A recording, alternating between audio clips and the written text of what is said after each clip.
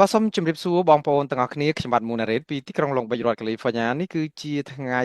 ទី21ទៅហើយ21ខែសីហាឆ្នាំ2026នៅប្រទេសកម្ពុជានៅអាមេរិកនេះគឺថ្ងៃទី20នៅឡើយទេយប់ថ្ងៃទី20ក៏ប៉ុន្តែថ្ងៃនេះខ្ញុំមានភ្ញៀវពិសេសមួយរូបទៀតគឺជាមន្ត្រីជាន់ខ្ពស់នៃរដ្ឋាភិបាលក្រៅប្រទេសគឺលោកអ៊ុំសំអានដែលបានត្រៀមដូសជាឯកសារឡើងមកវលីធំដើម្បីយកត្រៀមខ្លួនចូលទៅបង្ហាញនៅឯតុលាការព្រហ្មទណ្ឌអន្តរជាតិ ICC ដែលគេបានអញ្ជើញតំណាងឲ្យរដ្ឋាភិបាលក្រៅប្រទេសដែលបានដាក់ពាក្យជាបណ្ដឹងរបស់គាត់ដើម្បីទាមទារឲ្យថៃទទួលខុសត្រូវចំពោះអំពើឈ្លានពានប្រទេសកម្ពុជាដូច្នេះមែនតើទៅគឺរដ្ឋាភិបាលក្រៅប្រទេសនេះរងការរិះគន់ច្រើនណាថាចិត្តថាមិនផេះមិនបានប្រយោជន៍អីទេប៉ុន្តែមែនតើទៅឥឡូវនេះគឺត្រូវត្រៀមខ្លួនទៅហើយមិនមែនទៅតែម្នាក់ទេគឺលោកអ៊ុំសំអានអមដំណើរជាមួយនឹងប្រតិភូរបស់រដ្ឋាភិបាលក្រៅប្រទេសនេះមានទាំងលោកស្រីថិតកំហ៊ុនមានទាំងលោកអ៊ូសាម៉ាឌីនិងលោកស្រីលីនដាអ៊ូផងដូច្នេះចង់ដឹងថាតើដំណើរទៅទីណែសាលាក្តីឬក៏តុលាការព្រហ្មទណ្ឌអន្តរជាតិ ICC ដែលត្រូវបង្ហាញព័ត៌មាននេះនៅថ្ងៃទី24ខែសីហានេះដែលមែនតើទៅជិតចុងខែដែរនៅសល់តែប្រហែលថ្ងៃទេគឺថ្ងៃច័ន្ទទៅហើយបងប្អូនអញ្ចឹងដើម្បីកុំឲ្យខាត់ពេលយូរខ្ញុំសូមជម្រាបសួរលោកអ៊ុំសំអានពីចម្ងាយបាទសុខសប្បាយយ៉ាងណាដែរបាទជំរាបសួរលោកមូណារ៉េតសុខសប្បាយធម្មតាហើយជំរាបសួរបងប្អូនខ្មែរទាំងក្នុងនិងក្រៅប្រទេសផងដែរបាទអរគុណណាស់ខ្ញុំជឿថាលោកអ៊ុំសំអានរវល់ខ្លាំងណាស់ព្រោះនៅកិច្ចការព្រំដែននោះស្រង់មើលថាព្រំដែនបាត់ប្រមាណដុំផងអ្នកណាសង់លបងអ្នកណាធ្វើស្អីដាក់បលាលួសដាក់អីគឺថារាល់ថ្ងៃរវល់អត់ឈប់ទៅហើយនឹងនៅកសាងសំណុំរឿងយកទៅដាក់ឲ្យតុលាការព្រំដែនអន្តរជាតិតើឯកសារដែលលោកអ៊ុំសំអានត្រៀមទៅនេះមានប្រមាណទំព័រឬក៏កម្រាស់ប៉ុណ្ណាឬក៏មានអ្វីខ្លះសូមអញ្ជើញបាទឯកសារដែលខ្ញុំរៀបចំនេះគឺមានច្រើនហើយចង្តិច200ទំព័រ300ទំព័រច្រើនណាច្រើនបាទបាទមានឯកសារជាច្រើនដែលត្រៀមយកទៅនេះសម្រាប់តែខ្ញុំណានៅលោកអ៊ូសាម៉ាឌីផ្សេងទៀតណាផ្សេងគ្នាខុសគ្នាដល់អ្នកស្រីទឹកកំហ៊ុនផ្សេងទៀតណាខាងអ្នកស្រីអ្នកខាងលីនដានោះគឺផ្សេងទៀតដូច្នេះមានថាឯកសារផ្សេងគ្នាខ្ញុំពាក់ព័ន្ធនឹងបញ្ហាព្រំដែនបញ្ហារឿងថៃទម្លាក់ក្របបែករឿងបញ្ហាតាក់ទងនឹងសន្តិជាតិដល់លោកអ៊ូសាម៉ាឌីគឺពាក់ព័ន្ធនឹង scam អនឡាញការឆបោកតាមអនឡាញដល់អ្នកស្រីទឹកកំហ៊ុនតាក់ទងនឹងការឆបោកអនឡាញហើយនឹងឯកសារមួយចំនួនទៀតដល់ខាងលីនដានោះគឺគាត់ទៅលើបញ្ហាឆបោកតាមអនឡាញដែរហើយផ្ដោតទៅលើបញ្ហាព្រំដែនឬទឹកដីឬការទម្លាក់ក្របបែកឬបរិយាកម្មសង្គ្រាមដែលថៃទម្លាក់មកទៅលើជនស៊ីវិលហ្នឹងហើយពាក់ព័ន្ធបុគ្គលិកនៅមជ្ឈមណ្ឌលឆបោកហ្នឹងបាទការឆបោកតាមអនឡាញគឺដែលទម្លាក់ក្របបែកមកលើទីតាំងឆបោកតាមអនឡាញក៏ដោយដែលបង្ហាញពីផែនទីពីទីតាំងនៃកាស៊ីណូហ្នឹងគឺខ្ញុំជាអ្នករៀបចំឯកសារប៉ុន្តែលោកសាមីក៏តាក់ទងតែរឿងឆបោកតាមអនឡាញទេបាទហើយឯកសារវាច្រើនមែនទេទៅវាមកទៅវាច្រើននេះមកកំពុងភ្លេចច្រើនណាស់បាទច្រើនបាទ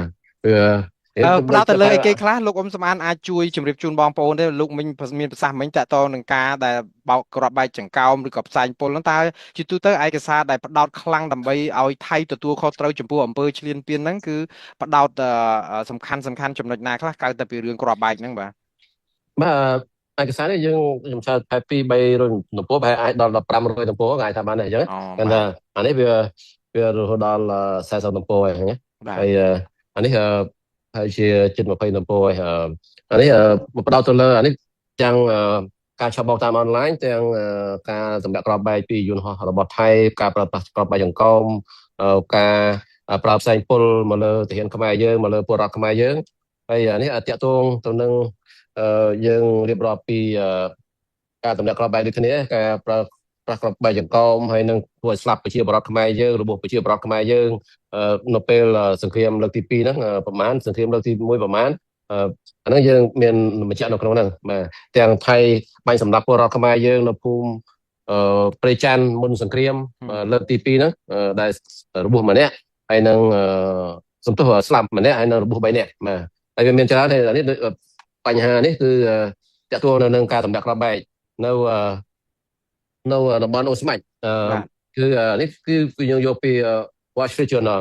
ខ្ញុំចូលទៅហើយ print ចេញមកវាច្រើនទៅដែរហើយគេនិយាយពីការចម្លាក់ក្របបែករបស់ថៃហ្នឹងមកហ្នឹងវាធ្វើឲ្យស្លាប់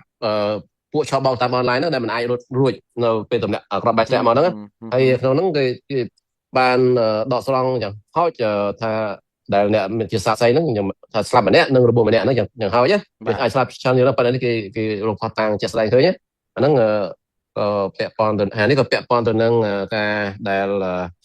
ថៃបានទម្លាក់ក្របបែកនឹងដែរហើយពាក់ព័ន្ធទៅនឹងការឆបោកតាមអនឡាញដូចគ្នាហើយភាគច្រើនគឺការឆបោកអនឡាញដែលកាសែតបរទេសដែលគេផ្សាយហ្នឹងគឺតាក់ទងនឹងការទម្លាក់ក្របបែកនៅតំបន់ថ្មដាហើយនឹងអូស្មាច់ក៏ប៉ុន្តែវាមាននៅខាងកាស៊ីណូនៅអានសេះហើយនឹងកាស៊ីណូនៅខាងបឹងតគួនក៏ប៉ុន្តែខាងអាសេះអត់មានមនុស្សនៅទេដោយសារ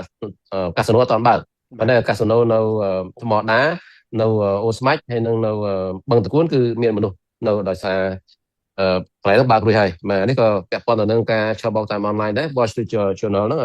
គេតាក់ទងទៅនឹងការឆបោកតាមអនឡាញហ្នឹងគោលដៅទៅលើ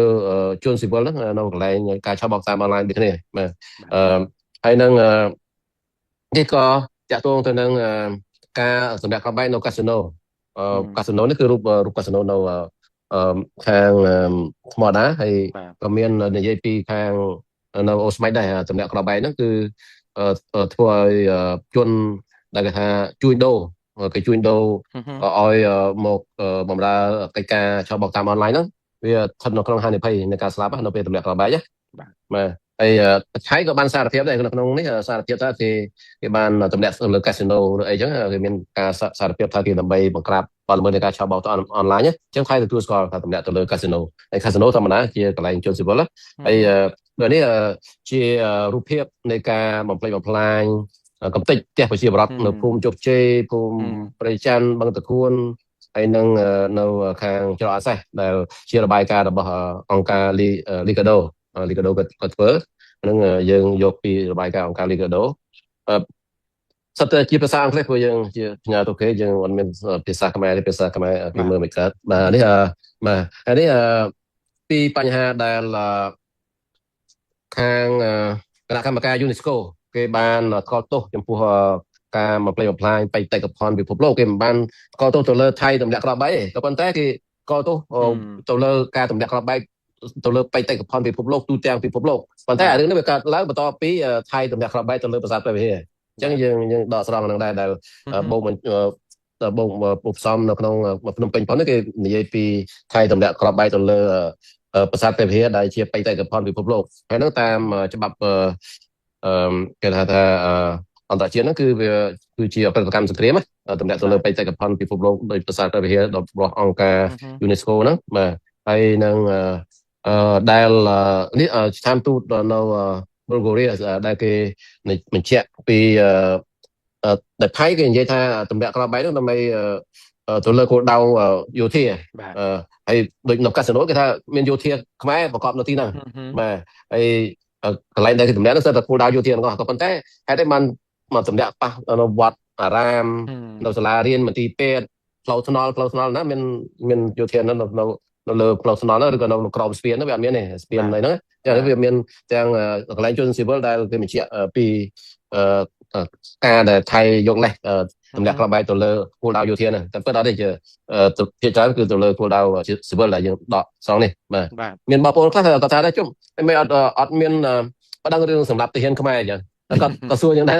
តែពិតអាហ្នឹងបងប្អូនខ្ញុំបញ្យល់បន្តិចដោយសារគាត់មានសួរអញ្ចឹងសម្រាប់សកម្មជនរបស់ខ្ញុំហ្នឹងពេលប្រជុំគ្នាហ្នឹងគាត់សួរថាហេតុអីបានមានដាក់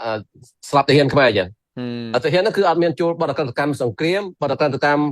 ប្រឆាំងនឹងមនុស្សជាតិអត់បដិកម្មនៃការឈ្លានពានទេព្រោះអាហ្នឹងទាហានយើងមានកំភ្លើងគេមានកំភ្លើងអញ្ចឹងបាញ់គ្នាទៅវិញទៅមកគេអត់ស្លាប់ទាហានគេគិតទេបដិកម្មសង្គ្រាមឬបដិកម្មប្រឆាំងមនុស្សជាតិនៅតុលាការ ICC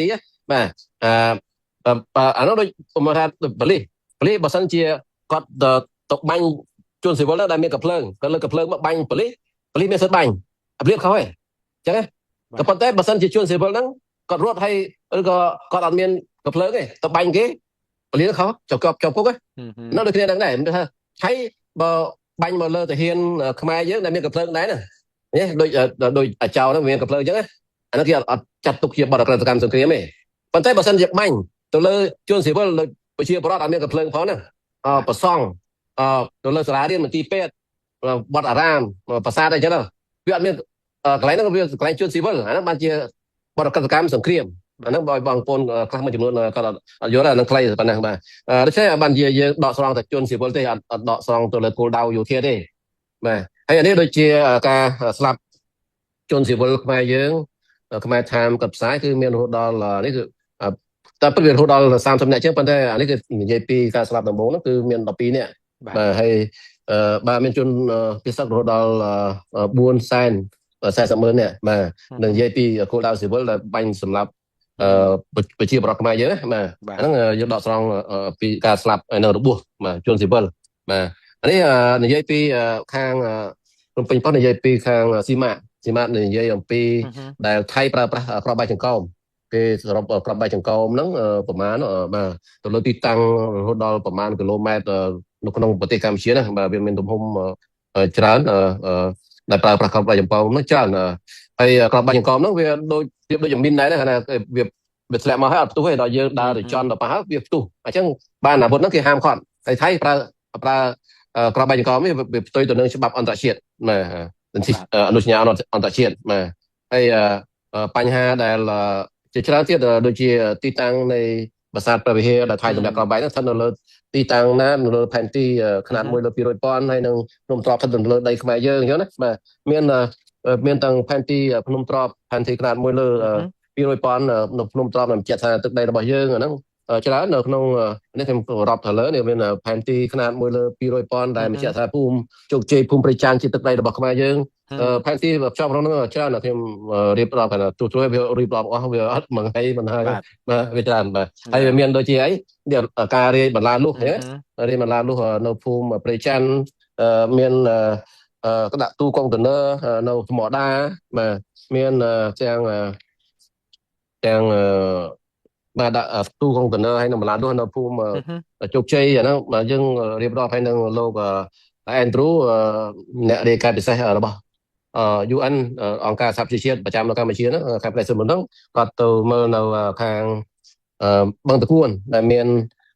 បង្ហាញពីទូកុងតឺន័រហើយនៅបន្លានោះដែលហាមឃាត់មិនឲ្យពលរដ្ឋខ្មែរយើងចូលទៅលំនៅឋានហើយដែលគាត់បានបញ្ជាក់ថាមានជនពិសេសរហូតដល់ពេលនេះគឺប្រហែលជា20,000នាក់អត់អាចត្រឡប់ទៅផ្ទះវិញបានដោយសារផ្ទះរបស់គាត់ហ្នឹងត្រូវបានថៃរំទេចចោលហើយនឹងកាន់កាប់ហ្នឹងណាបាទហើយនឹងរូបភាពនៃការទម្លាក់គ្រាប់មកលើប្រាសាទព្រះវិហារហើយយើងសិតដាក់បរិយាយប្រាប់គេនៅខាងក្រោមនេះបញ្យល់គេបាទព្រោះយើងអត់មានពេលអាននៅគេទេគេមានពេលស្ដាប់របស់យើងពេលស្ដាប់យើងគ្រប់គ្រាន់នេះព្រោះគេឲ្យពេលយើងតែមកអញ្ចឹងយើងខណៈថាយើងរៀបរាប់ហើយយើងឲ្យឯកសារទៅគេមើលខ្លួនគេទៅគេយល់ហើយព្រោះយើងបានរៀបរាប់នៅខាងក្រោមនេះច្រើនយើងទាំងការទម្លាក់គ្រាប់បែកទៅលើប្រាសាទតាកបីទៅលើតំបន់ផ្សេងៗដូចជារូបព្រះវិស្ណុនៅអានសេះបាទច្រើននេះហើយនឹងការទម្លាក់គ្រាប់ទៅលើស្ពាននៅស្ពានជ័យជំនះនៅខាងពោធិ៍សាត់អាហ្នឹងយើងហើយនឹងការទម្លាក់គ្រាប់ទៅលើប្រាសាទតាកបីអញ្ចឹងទៅបាទអាហ្នឹងយើងរៀបរាប់នៅក្នុងហ្នឹងហើយមានការទម្លាក់គ្រាប់ទៅលើប្រាសាទព្រះវិហារអាហ្នឹងយើងដាក់ចូលក្នុងហ្នឹងហើយនឹងមានកាស៊ីណូនេះកាស៊ីណូនៅខាងថ្មដាទម្លាក់ហ្នឹងគឺថតបានថៃយើងដាក់បញ្ចេញតែម្ដងអារូបភាពហ្នឹងរូបថតរូបវីដេអូហ្នឹងបាទហ្នឹងហើយបញ្ជាក់ពីទីតាំងពីនេះទីតាំងពីប្រាសាទព្រះវិហារនិងប្រាសាទតាកបីទៅកាស៊ីណូយើងហេតុមិនយើងចង់បាននឹងប្រាប់គេថាហើយគេយកមូលហេតុថាគេបង្ក្រាបបទល្មើសនៃការឆបោកតាមអនឡាញប៉ុន្តែហេតុអីបានទៅទម្លាក់នៅប្រាសាទព្រះវិហារអត់មានកាស៊ីណូផងហ្នឹងអត់មានកន្លែងឆបោកតាមអនឡាញដូច្នេះហ្នឹងច្រឡេះស្ពានទឹកដីខ្មែរយើងអញ្ចឹងចង់ប្រាប់ថាមិនមានទៅបង្ក្រាបបទល្មើសឆបោកតាមអនឡាញទេគឺទៅឈ្លានពានយកទឹកដីខ្មែរយើងអាហ្នឹងយើងមានទាំងបង្ហាញផែនទីនៅតំបន់នេះនៅខាងបឹងតគួនដូចជានៅខាងច្រកអានសេះយើងមានបង្ហាញផែនទីភ្ជាប់ថាទីតាំងនោះវាស្ថិតនៅទីតាំងណាដូចជានៅនេះខាងអូស្មាច់ទីតាំងណាយើងបង្ហាញនៅលើផែនទីនោះហើយវានៅចម្ងាយប្រហែលពីព្រំដែនអញ្ចឹងមានថាទម្លាក់នោះគឺទម្លាក់នៅក្នុងដីខ្មែរយើងហើយក្នុងឯកសារជាច្រើនបានបញ្ជាក់ថា ថៃក៏សារភាពថាវាស្ថិតនៅក្នុងទឹកដីខ្មែរយើងកាស៊ីណូនោះអត់ហើយថៃអត់មានកាស៊ីណូទេអញ្ចឹងបាទហើយនឹងការដែលនេះស្លាប់ជនស៊ីវិលហើយនៅរបួសប្រមាណហ្នឹងមាននៅក្នុងហ្នឹងដែរឃើញស្ថិតក្នុងអ្វីដែលជារបាយការណ៍របស់យើងស្លាប់នឹងរបួសហ្នឹងចេញពីរដ្ឋាភិបាលលោកហ៊ុនម៉ាណែតបាទអញ្ចឹងបានថាបើសិនជាគាត់ប្តឹងនិយាយត្រង់បើគាត់ប្តឹងគឺគេល្អជាងយើងពួកគាត់ប្រមូលឯកសារណាហើយពួកយើងប្រមូលពីគាត់ទៅពួកយើងអត់ទៅផ្ទាល់បានណាយើងទៅមិនទៅផ្ទាល់បានអញ្ចឹងបើគាត់ប្តឹងគឺល្អជាងយើងប៉ុន្តែគាត់អត់ប្តឹងទៅមិនយើងអត់មានជំរឿយើងប្តឹងទៅមុនបងយើងជំរឿគាត់ប្តឹងតែគាត់អត់ប្តឹងយើងអត់ជំរឿមានតែប្តឹងខ្លួនឯងចេះICJ ក៏ចឹងដែរ ICJ ជំរុញគាត់អត់ប្តឹងគាត់ទៅយកកញ្ញាគឹមនោវិសាទៅដើរប្រាប់គេអញ្ចឹងទៅហើយបើសិនជាគេស្ដាប់អញ្ចឹងគេស្ដាប់លោកហ៊ុនម៉ាណែតជាងស្ដាប់អីគឹមនោវិសារឿងទឹកដីព្រំដែនទឹកដីព្រំដែនគេមិនអាចទៅប្រាប់ខាងអឺរ៉ុបប្រាប់ខាង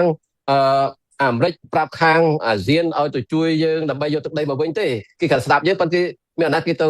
ដែលថ្កោលទោសថៃអឺរ៉ុបគេមានតែថ្កោលទោសលោកហ៊ុនម៉ាណែតដែលរឿងបទល្មើសឆបោកតាមអនឡាញអញ្ចឹងបាននិយាយត្រង់លោកសាមរីលោកទឹកកំហ៊ុនគាត់ថាទៅជួបគេម្ដងហើយទៅមុនគឺថាគេប្រាប់ថាគេទៅនោះបង្ក្រាបបទល្មើសនៃការឆបោកតាមអនឡាញអញ្ចឹងអឺរ៉ុបថាអូសមអញ្ចឹងតម្លាក់ថែមទៀតទៅអញ្ចឹងបែបអញ្ចឹងវិញបែបគេឲ្យតម្លាក់ថែមទៀតដើម្បីលាក់គ្រាប់ថែមទៀតដើម្បីបង្ក្រាបបទខ្ទេចបទល្មើសនៃការឆបោកតាមអនឡាញកាស៊ីណូហ្នឹងអញ្ចឹងបែបគេទៅគ្រប់គ្រងថៃហើយអញ្ចឹងអ្នកដូចថាមនុស្សវិទ្យាទៅជួបអឺរ៉ុបហ្នឹងទៅឡប់ពីគេថារឿងស្កែមអនឡាញមិនដែរដល់គាត់បោះស្រាយមិនទៅថាអត់មានផងអញ្ចឹងគេមិនជឿទេគេអត់ទៅគ្រប់គ្រងថៃបែរជាទៅដល់ពួកបរទេសហ្នឹងបែរទៅជាគ្រប់គ្រងថៃទៅវិញអាហ្នឹងហើយអាចមកពីការទូយើងខ្សោយឬក៏ដល់គេជឿថៃអត់យល់ដែរអញ្ចឹងបានអត់មានប្រទេសណាមួយនៅលើពិភពលោកគ្រប់គ្រងថៃអត់មានទេអត់មានសោះសូម្បីតែចិនហើយទាំងវៀតណាមដែលជាមិត្តមើលឆ្នាំមិត្តដែរតែគាត់នេះណាគេដូចជាប្រឡប់នេះវិញគឺថាបើនិយាយសង្ខេបគឺថាកញ្ញាគឹមមនុស្សជាគួរតែទៅប្រាប់លោកហ៊ុនម៉ាណែតថាប្តឹងទៅ ICJ ហើយនឹងប្រទេសហត្ថលេខីនៃកិច្ចព្រមព្រៀងទីក្រុងប៉ារីសមិនមានឲ្យទៅដើរ lobby ប្រាប់អឺរ៉ុបប្រាប់អាមេរិកប្រាប់អីវាបានទឹកដីមកវិញទេអត់ទេហើយគេអត់គ្រប់គ្រងយើងហើយគេអត់ខកទូថៃទៀតវាអត់បានផលអីអញ្ចឹងគួរតែគាត់ប្រាប់ថាឲ្យប្តឹងទៅតុលាការ ICC និង ICJ អាហ្នឹងក៏ត្រូវប៉ុន្តែបើសិនគេប្រាប់គាត់អញ្ចឹងអាចដល់តំណែងហ្នឹងតបាក់ហ្នឹងទៅហ្នឹងចេះគាត់ហ៊ានទេទៅធ្វើតាមគេឲ្យធ្វើអីទៅហ្នឹងតែចោះចូលហើយមិនដែលលោកវ៉ាកំយើងខ្លីទៅការលោកវ៉ាកំហុងលោកសៀនពិស័យក៏ប្រាប់ថាបងខ្ញុំទៅកែសម្ដេចហ៊ុនសែនទៅយកដីពីវៀតណាមមកវិញពីថៃមកវិញគាត់ទៅកែខ្ញុំចេះមកយកឯកសារពីបងឯងខ្ញុំទៅដឹងតែយកដីយើងបានវិញប៉ុន្តែដល់លោកហ៊ុនសែនគាត់យកអន្តរជាតិឆ្នាំ82 83 85គាត់ប្រឆាំងអាហ្នឹងប្រឆាំងដែរប៉ុន្តែគេអត់ស្ដាប់អញ្ចឹងខ្ញុំមកឲ្យខ្ញុំទៅប្រាំងនេះមិនគាត់អញ្ចឹងយក82 83 85មកយកទៅធ្វើតាមគេលោកព្រៀបកលអីនេះគាត់អ្នកប្រចាំអំពើពុករលួយប៉ុន្តែដល់គាត់ធ្វើមិនកាត់ពុករលួយគេទេមានទៅធ្វើអីគាត់អត់ទេអត់មានទៅធ្វើអីបានទេលោកចង់សាំងកុមារអីចង់ទៅកែកសិកម្មអីកែអត់បានមានពុករលួយមួយគេហ្នឹងវាអញ្ចឹងអត់មានធ្វើអីបានទេបើចូលគេហើយគឺចប់ហើយបាទអានេះដូចជាការដែលថៃគេប្រើប្រាស់នៅផ្សែងពុលហើយក៏បានសារភាពថាគេប្រើប្រាស់អាហ្នឹងប៉ុន្តែមានគេថាមិនមានជាអាវុធហាមឃាត់ទេអញ្ចឹងណាបាទអាហ្នឹងក៏ជាការបង្ហាញពីការជនភៀសសឹកហ្នឹងរត់សង្គ្រាមលើកទី2ហ្នឹងនៅជំរំជនភៀសសឹកហ្នឹងហើយនឹងផ្ទះឥឡូវនេះមានផ្ទះនៅភូមិរងចាំនេះក៏យើងប្រាប់គេថាអត់បានទៅផ្ទះវិញទេគឺប្រជាពលរដ្ឋខ្មែរយើងជាង 20,000 នាក់នៅភូមិរងចាំហ្នឹងហើយការទម្លាក់គ្រាប់មកលើសាលារៀនហ្នឹងកន្លែងជនស៊ីវិលបាទហើយនឹងសម្រាប់ក្របមកលើផ្ទះប្រជាពលរដ្ឋតាមយន្តហោះ F16 យន្តហោះ Gripen អីជាដើមអាហ្នឹងនៅវត្តអារាមនៅវត្តតំនដែលស្លាប់ប្រសង់ម្នាក់សុពុតប្រសង់ម្នាក់ហើយនឹងមានដូនជីមានអីរបួសហ្នឹងអាហ្នឹងជាគោលដៅស៊ីវិលការទម្លាក់គ្រាប់ទៅលើទីតាំងស៊ីវិលមានផ្ទះប្រជាពលរដ្ឋដែលដាក់បែកដែលទម្លាក់គ្រាប់មកចំផ្ទះប្រជាពលរដ្ឋហ្នឹងហើយបើសិនជាថាទាហានខ្មែរយើងទម្លាក់ខ្លួននៅផ្ទះប្រជាពលរដ្ឋដូចមិនត្រូវអញ្ចឹងអាហ្នឹងគឺគោលដៅស៊ីវិលដែលគេទម្លាក់គ្រាប់ហើយនឹងការដថៃកំទេចផ្ទះប្រជាពលរដ្ឋនៅភូមិជោគជ័យភូមិព្រៃចានណាដែល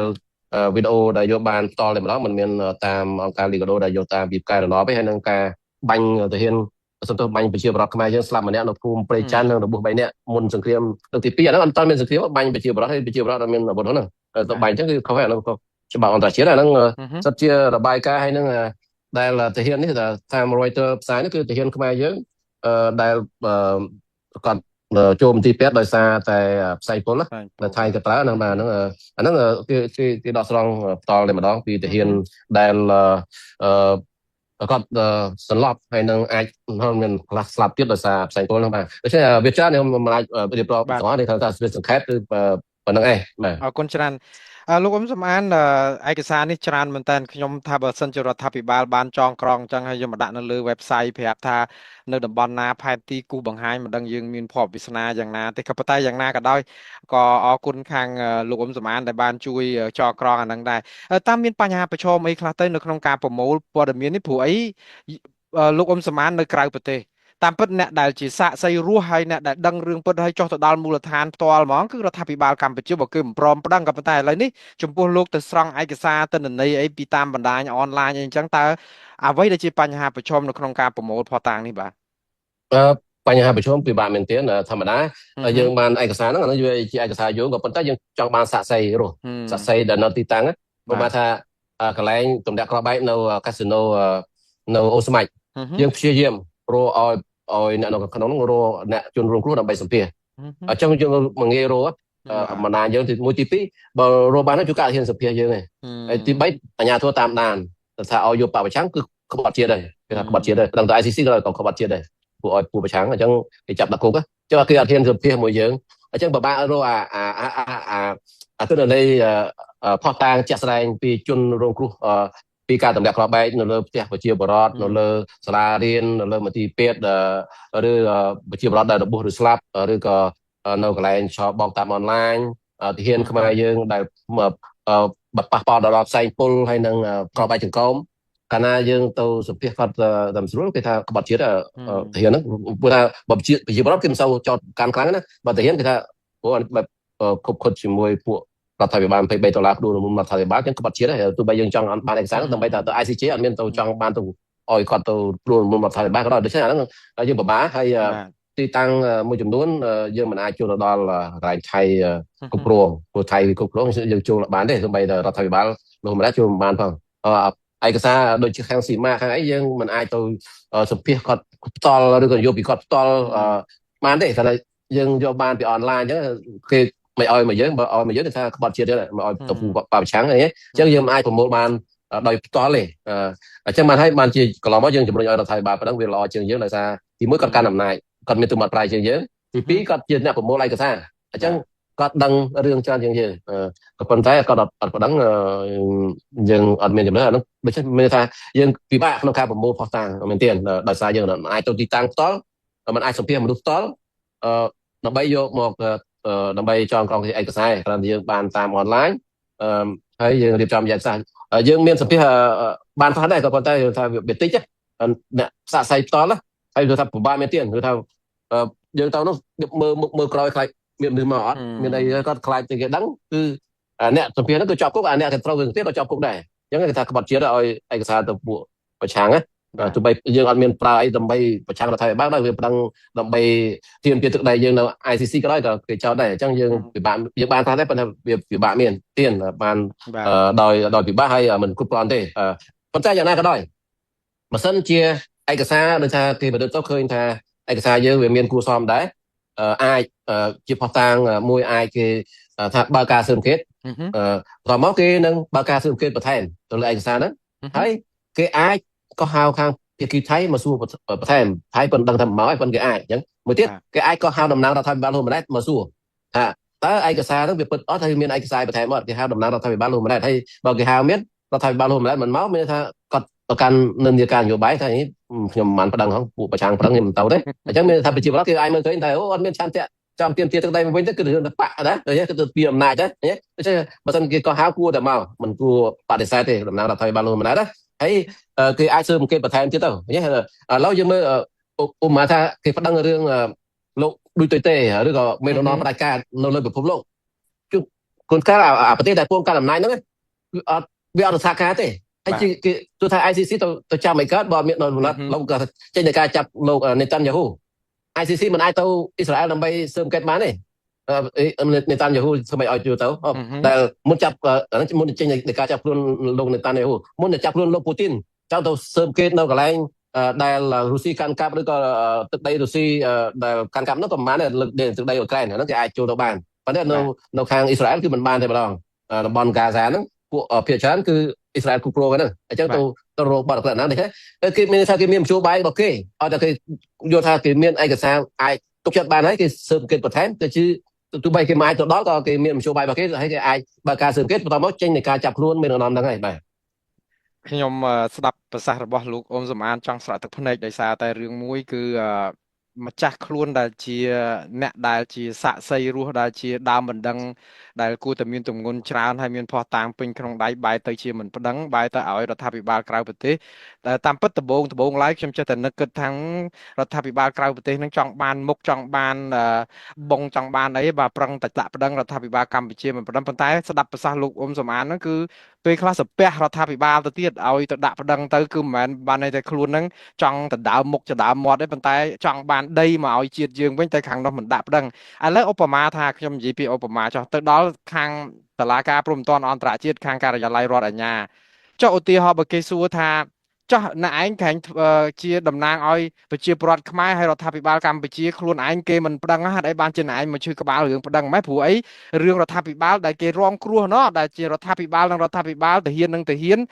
ដែលជាសាកសីរស់គេអត់ប្តឹងហេតុអីបានជាមកក្រុមអស់លោកនៅស្រុកក្រៅនេះបែរទៅជាឈឺក្បាលហាលថ្ងៃអីចឹងវិញតើលោកអ៊ុំស្មានឆ្លើយគេយ៉ាងម៉េចបើគេសួរអញ្ចឹង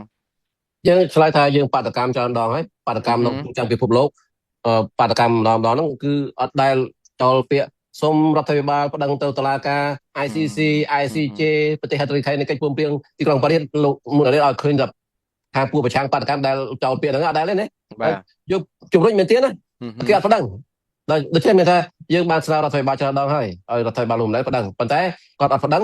ជំរឿសចុងក្រោយយើងប្តឹងហើយបើសិនគាត់ប្តឹងយើងខុសពីរដ្ឋាភិបាលលោកម្លេះណាបើគាត់ប្តឹងយើងអបអរសាទរចាស់ដៃអបអរសាទរអត់មានទៅប្រឆាំងដូចឥឡូវពួកអមមកគេមកប្រឆាំងពួកយើងតែប្តឹងទៅវិញអត់យល់ប្តឹងថៃសោះណាមាន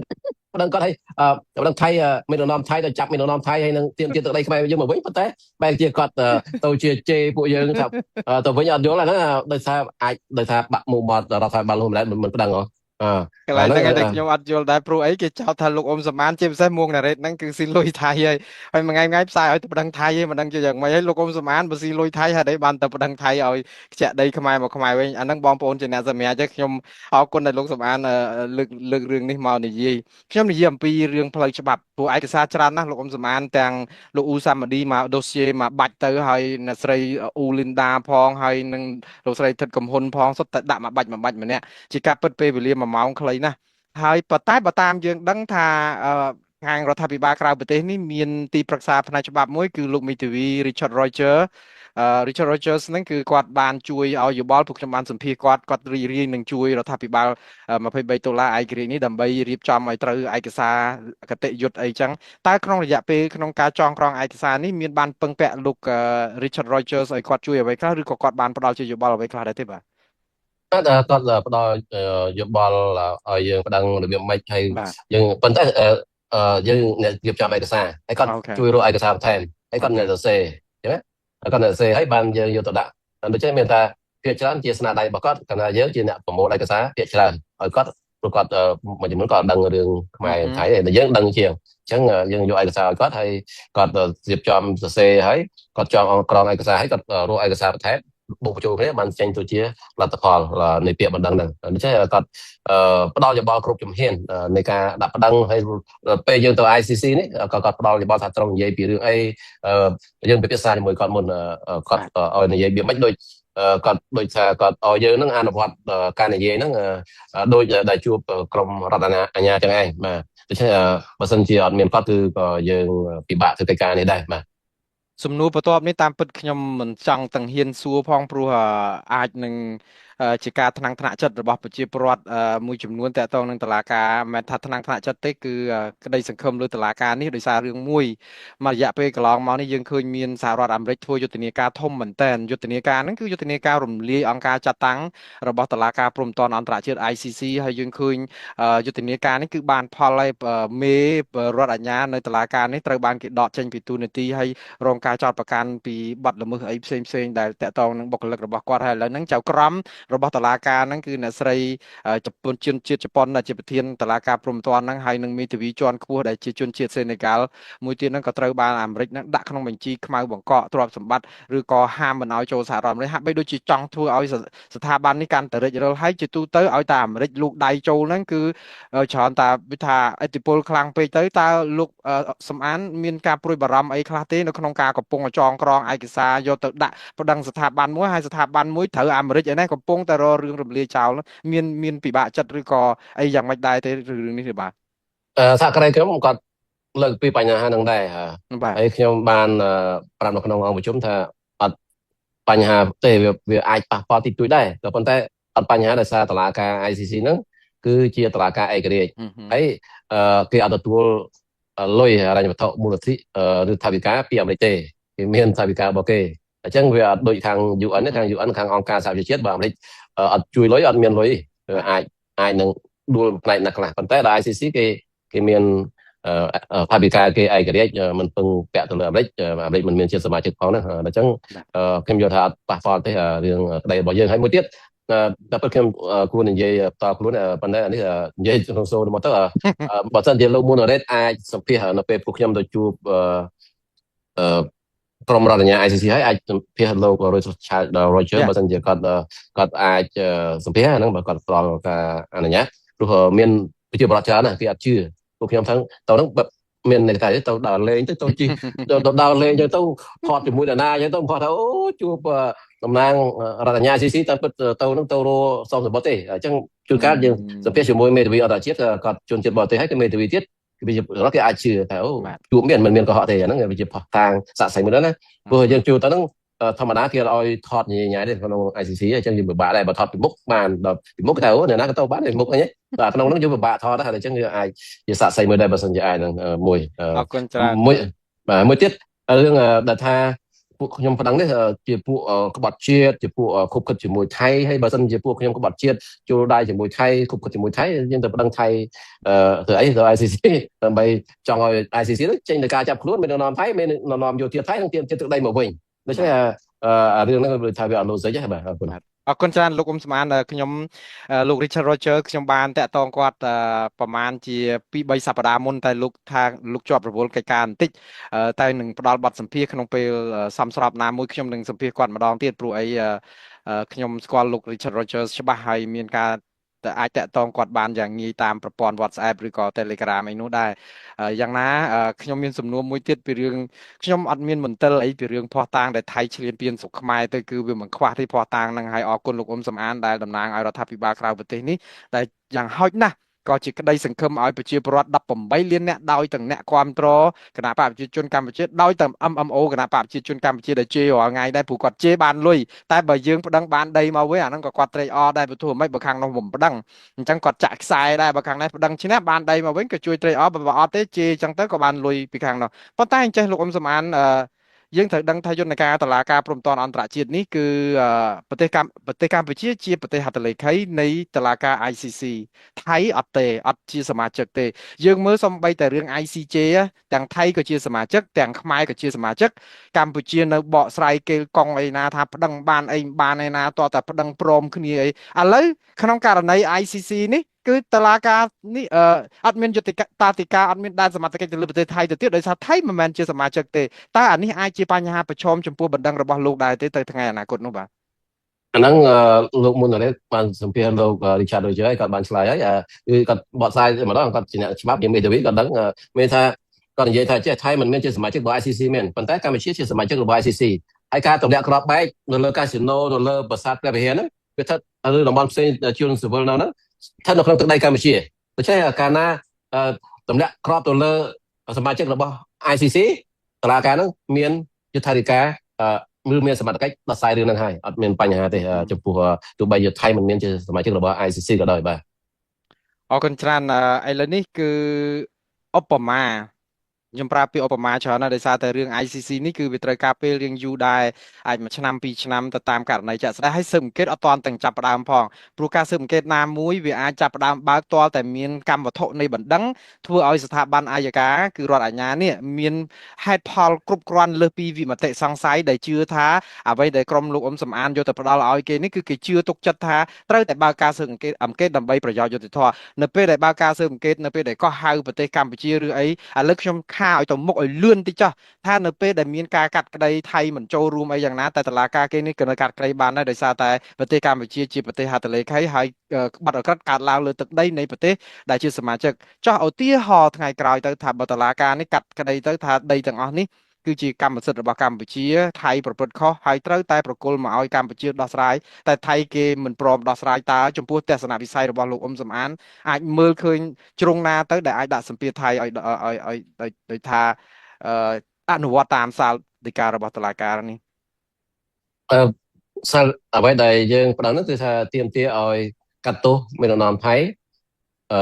មេយោធាថៃឲ្យបើកការស៊ើបអង្កេតទៅលើមេដឹកនាំថៃមេដឹកនាំយោធាថៃហើយចេញនៃការចាប់ខ្លួនមេដឹកនាំថៃមេដឹកនាំយោធាថៃហើយនឹងឲ្យចេញនៃការបង្ខំឲ្យមេដឹកនាំថៃមេដឹកនាំយោធាថៃសងទៅដល់ការខូចខាតហេដ្ឋារចនាសម្ព័ន្ធដូចជាប្រាសាទព្រះវិហារសាលារៀនមន្ទីរពេទ្យផ្លូវថ្នល់វត្តអារាមអីហ្នឹងហើយនឹងទៅដល់ជនរងគ្រោះដែលស្លាប់ក្នុងរបួសហើយនឹងជនភាគសឹកនៅភូមិជោគជ័យភូមិព្រះច័ន្ទដែលនៅភូមិកំពុងរស់នៅភូមិរងចាំហ្នឹងដែលយើងទាមទារហើយមួយទៀតដែលយើងផ្ដល់នោះក៏វាបទកម្ម3ដែលយើង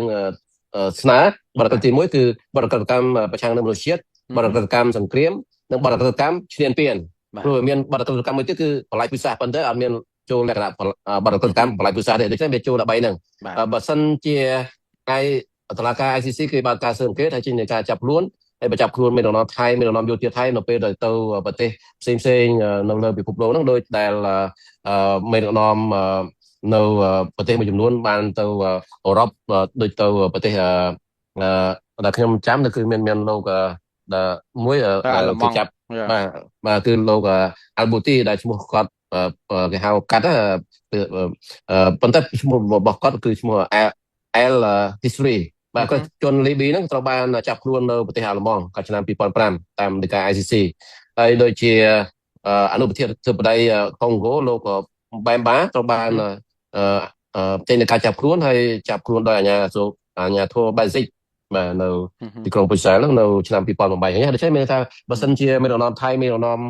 យោធាថៃហ្នឹងទៅប្រទេសណាមួយហើយដែលជាសមាជិករបស់ ICC ដែលមាន125ប្រទេសហ្នឹងគេនឹងចាប់ខ្លួនបញ្ជូនទៅ ICC ដោយដែលចាប់ខ្លួនមេដឹកនាំលីប៊ីហើយនឹងប្រជាជនកុងហ្គោអញ្ចឹងបាទហ្នឹងយើងជឿអញ្ចឹងបាទហើយការសងសំណងមានគណៈប្រជាជនគេថា ICC អត់មានការសងសំណងទេតែពិតគាត់និយាយទៅយកឈ្នះ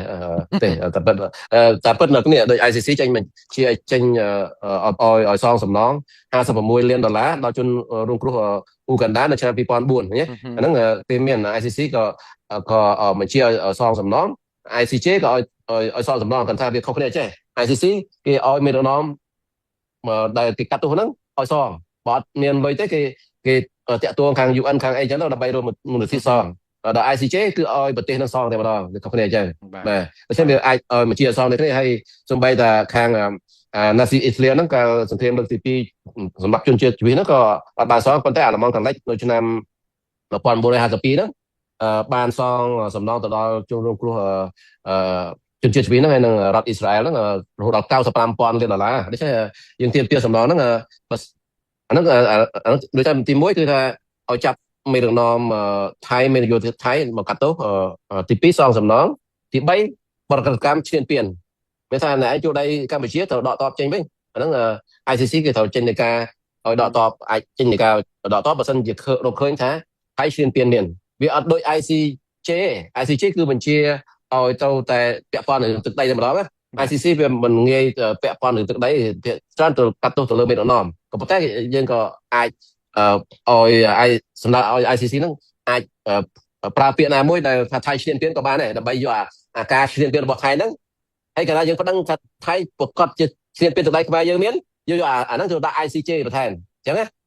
កាលណាហ្នឹងវាមានថាវា strong វាខ្លាំងមានផុសតាង មានផតតាថាអូថៃសម្រាប់ក្របដឹកកម្ពុជាដែរទឹកដីកម្ពុជាចឹងដូច្នេះឈ្នានីសថៃកំពុងគ្រប់គ្រងទឹកដីកម្ពុជាដែរនៅក្នុងផតតាយើងក៏មានបង្ហាញទឹកដីកម្ពុជាដែលថៃគ្រប់គ្រងប្រមាណទីតាំងហ្នឹងហើយថែមទីទៀតចឹងអញ្ចឹងពេលហ្នឹងយើងយកអានោះទៅដល់ ICJ បន្ថែមហើយពួកខ្ញុំក្រងនឹងឯងទៅ ICJ ហើយ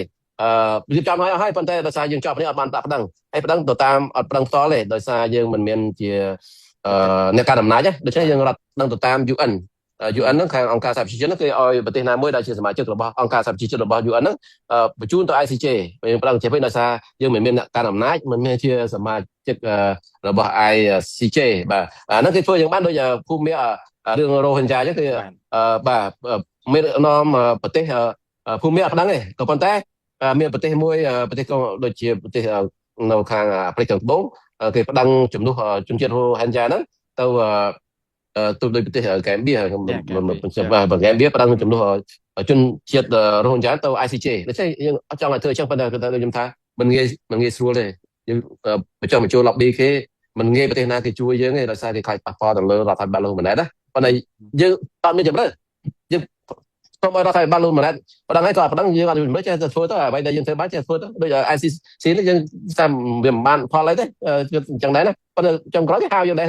ចឹងវាជួនកាលវាអាចចឹងដែរណាដូច្នេះយើងធ្វើអស់សមត្ថភាពអ្វីដែលយើងជួយការពារទឹកដីយើងយកទឹកដីខ្មែរយើងមកវិញជួយប្រជាប្រដ្ឋថាអូឥឡូវនេះពឹងទៅលើរដ្ឋាភិបាលលោកម៉ាណែតចប់ហើយពួតដើរបោកបោកថាអូតិចទៀតបានដីវិញហើយអូខ្ចីដីថៃដើម្បីអភិវឌ្ឍទៀតបានយកមកអស់មកផ្លូវថ្នល់ហ្នឹងសាលាគេធ្វើ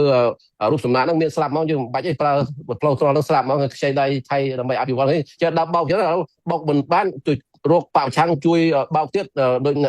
ដូចកញ្ញាគមវិជាហើយឥឡូវគឺថាឲ្យនរណាចង់ស្នេហាជាតិចុះចូលគេទៅគេយកទាំងអស់ដើម្បីជួយជាតិហ្នឹងមិនបាច់នៅបោកឆាំងគឺចុះចូលទាំងអស់មកអញ្ចឹងដល់គឺមានថាបានតែបោកអត់ព្រោះប្តឹងអ្វីដែលគេចង់បានគឺប្រជាប្រដ្ឋចង់បានគឺឲ្យប្តឹងទៅ ICC ICJ ហើយដល់គាត់ដល់ប្តឹងគាត់ថាឥឡូវមានតែពឹងទៅលើរដ្ឋាភិបាលក្រៅប្រទេសហ្នឹងហើយ$23ហើយដែលប្តឹងបើពឹងទៅលើលោកហ៊ុនម៉ាណែតនោះគឺអត់ប្តឹងទេបាទអញ្ចឹងហើយបានជាយើងប្តឹងបាទអរគុណច្រើនលោកអ៊ំសំអានណាស់ដោយសារតែលោកត្រូវធ្វើដំណើរនៅថ្ងៃស្អែកនេះទៅហើយអរគុណពេលវេលាដែលលោកឲ្យខ្ញុំបានសម្ភាសខ្ញុំសួរសំណួរលោកច្រើនដែរហើយក៏ចង់ដឹងលទ្ធផលចុងក្រោយនៅពេលដែលជួបគេខ្ញុំនឹងសម្ភាស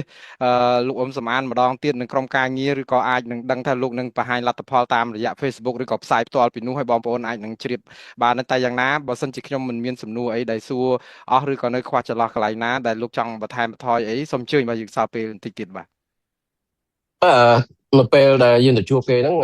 ធម្មតាវាមានដំណាក់កាលរបស់វាបើសិនគេយល់ថាពាក្យបណ្ដឹងរបស់យើងហ្នឹងមានផុសតាំងគ្រប់គ្រាន់តុលាការ ICC ហ្នឹងប្រតិញ្ញា ICC ហ្នឹងគេនឹងបើកការស៊ើបអង្កេតនឹងចាត់ប្រកាន់ទៅលើមេដឹកនាំថៃហើយនឹងចេញដីកាចាប់ខ្លួនមេដឹកនាំថៃមេដឹកនាំយោធាថៃអញ្ចឹងទៅចាប់បានគេយកមកកាត់ទោសដោយលោកដូចទេអញ្ចឹងនៅ ICC ហើយបានគេសម្រេចថាដាក់គុកប្រមាណឆ្នាំអញ្ចឹងហើយសងឲ្យទាមទារសងដំណងប្រមាណអញ្ចឹងទៅអាហ្នឹងដូច្នេះវាមានទៅថានៅដំណាក់កាលវាឆ្ងាយតទៅទៀតប៉ុន្តែយ៉ាងណាក៏ដោយយើងព្យាយាមអស់ពីសមត្ថភាពដើម្បីឲ្យ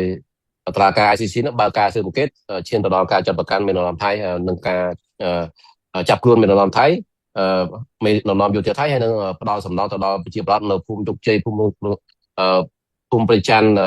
នៅដែលកំពុងរស់នៅភូមិរងចាំហ្នឹងដែលបើសិនជាបានសំណងទៅគាត់ក៏អាចមានលុយកាក់ខ្លះដើម្បីសាងសង់ផ្ទះនៅកន្លែងផ្សេងឬក៏ប្រកបរបរផ្សេងទៅអាហ្នឹងខ្ញុំយល់ថាវាជាការជួយទៅដល់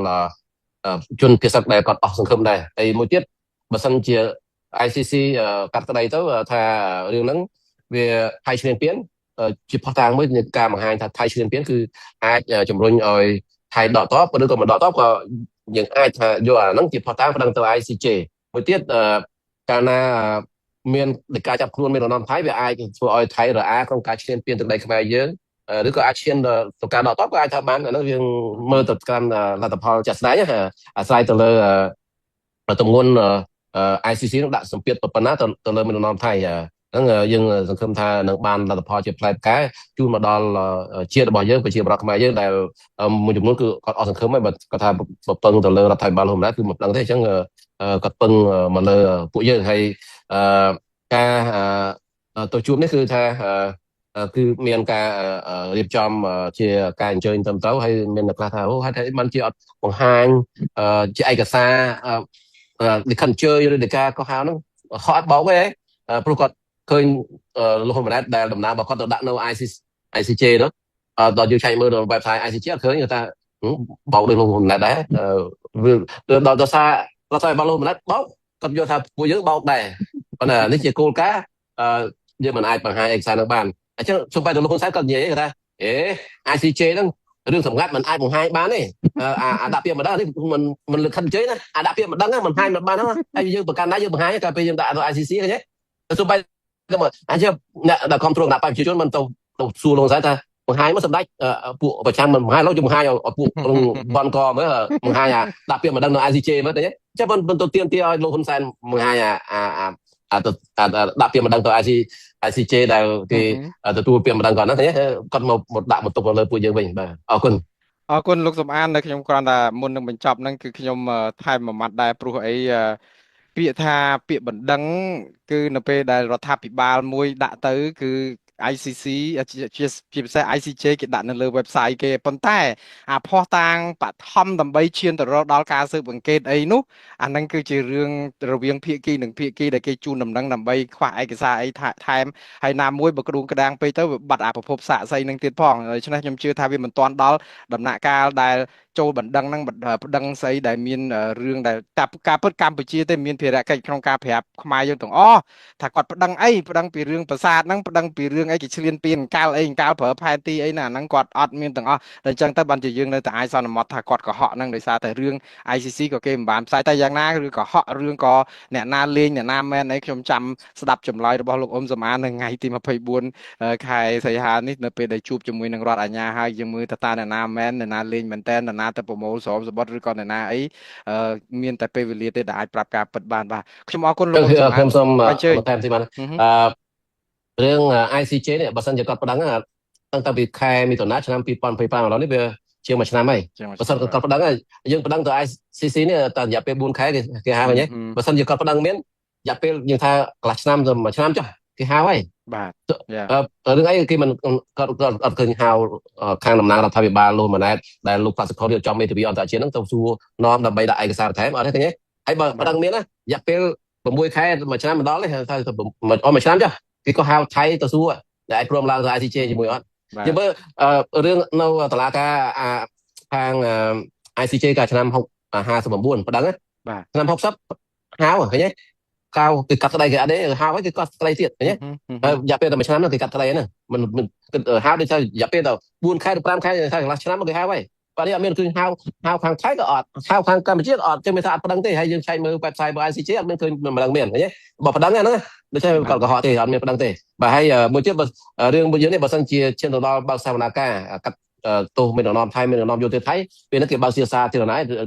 លោក moderator ឬក៏ស៊ីស្រីអាចទៅយកព័ត៌មានបានរឿងនេះមិនមានជាការកុហកទេវាខ្ញុំឃើញថាតើឲ្យតែបើកគឺថាខ្វះខាតប៉ុណ្ណាក៏ប្រមូលលក់អង្គដើម្បីទៅយកព័ត៌មានដែរឲ្យតែគេបើកតែខ្ញុំថាគ្រោងនឹងទៅក្នុងពិធីទៅជាមួយលោកអ៊ុំសំអានដែរក៏ប៉ុន្តែដោយសារតែសេរីពេលមិនទាន់ត្រូវតែយ៉ាងណាចាំបានលទ្ធផលមានការកោះហៅស៊ើបអង្កេតអីថែមទៀតអាហ្នឹងនឹងបន្តកិច្ចការងារទៀត